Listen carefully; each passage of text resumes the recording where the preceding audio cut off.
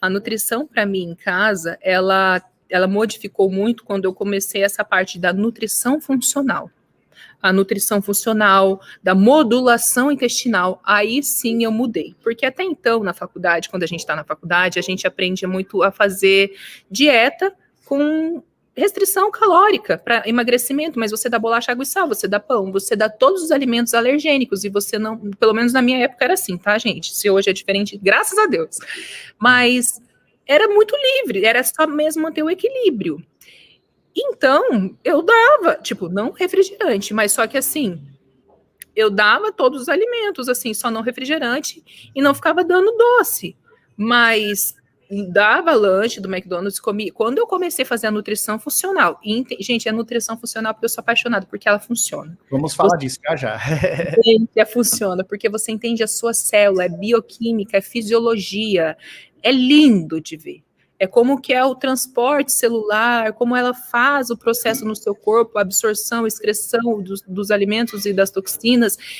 Quando eu via microbiota intestinal, quando eu via essa ligação, eu falei, meu Deus, eu preciso mudar a minha casa. E cada vez que eu voltava de uma especialização de um curso, eu falava pro meu marido assim, vou jogar tudo que tem lá fora na geladeira. Ele falava, meu Deus. Voltava com a cabeça feita, né? Não, a minha família ficava louca. Eu queria fazer um jantar, eu falava, vem aqui em casa jantar, eu queria fazer uma janta. E eles chegavam louquinhos, aí chegava para testar a comida. Tinha aquela macarrão, arroz de couve-flor, aqueles charutos de repolho com cenoura dentro e um pouquinho essas comidas diferentes, Adri, complementando aqui, essas comidas diferentes, eu sempre fui muito adepto. Por exemplo, eu tenho um paladar meio preguiçoso, até um pouco infantil. Vou confessar um negócio aqui, não é eu que vou confessar, né? Na verdade, eu vou confessar um negócio da minha mãe. Cara, a minha mãe, ela não manjava muito de nutrição. Olha, eu era uma criança esquelética de você contar as costelinhas, 1, 2, 3, 4, 5, e corria, andava de bicicleta, não sei o quê. Teve um momento da minha vida, foi a partir dos 8 anos. Com os 8 anos, eu ganhei meu videogame, que eu amava, que era o Mega Drive, tá? Na época era top. E além disso, eu lembro também que minha mãe, ela não tinha muito essa preocupação com hábitos. Então, quando eu era pequeno, eu ia pra creche. Eu fiquei nessa creche até 5 anos. Eu lembro muito bem disso, já conto as minhas histórias e tudo.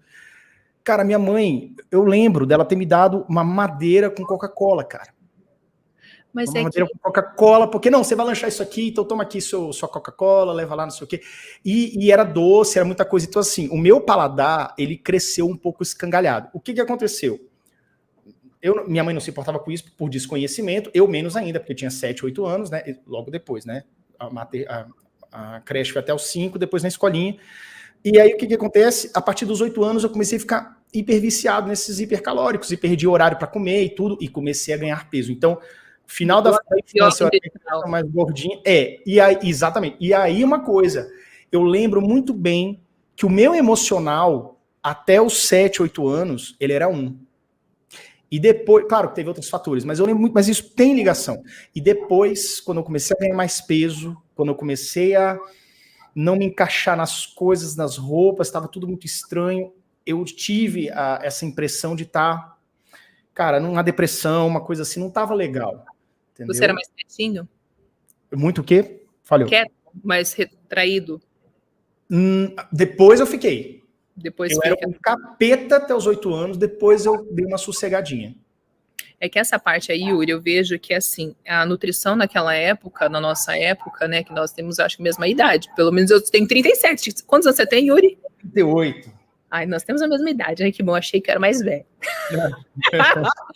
Então, naquela época eu percebo que era muito novo.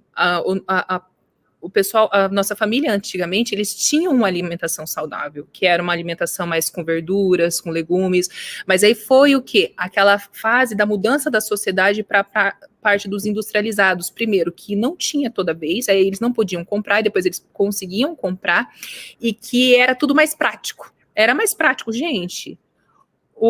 Pelo amor de Deus, o Papai Noel era verde, aí ele ficou vermelho porque a Coca-Cola colocou o Papai Noel como vermelho, então a Coca-Cola mudou a cor do Papai Noel, então você achava que tomar Coca era legal porque era do Natal, Papai Noel tomava Coca, então assim, nós também podemos tomar Coca, e Coca e refrigerante Guaraná era coisa em ocasiões especiais, imagina poder tomar todos os dias, vamos tomar, deve ser bom, vamos dar para as crianças, que problema que tem, que nada, pode dar, e é caro, Pode dar, não tem problema. A gente não sabia o impacto que ia ter futuramente.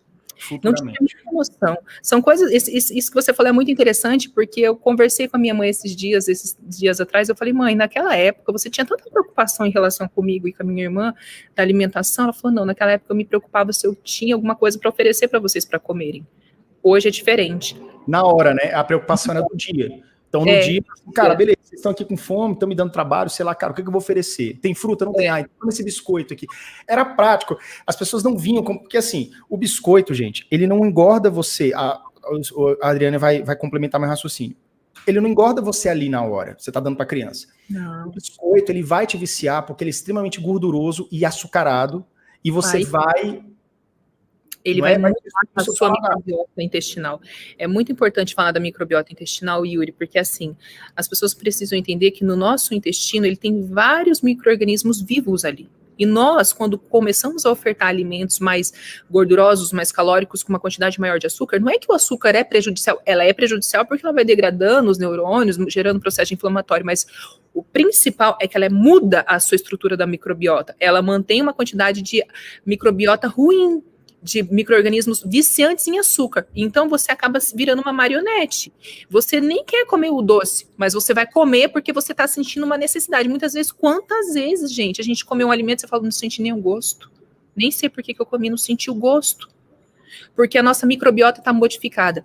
E aí começa o fator da inflamação. Aumenta o estresse, porque ela fica ali fermentando, viciando até você comer. Quando você come, ela faz o quê? Ela fermenta, porque quando ela fermenta, ela começa a aumentar a quantidade de micro-organismos ruins no seu intestino. Ela muda a quantidade de bactérias. E aí começa o quê? Muitas vezes distensão, quer dizer, muitas vezes não, sempre distensão abdominal, mas muitas vezes que eu percebo é um ressecamento intestinal.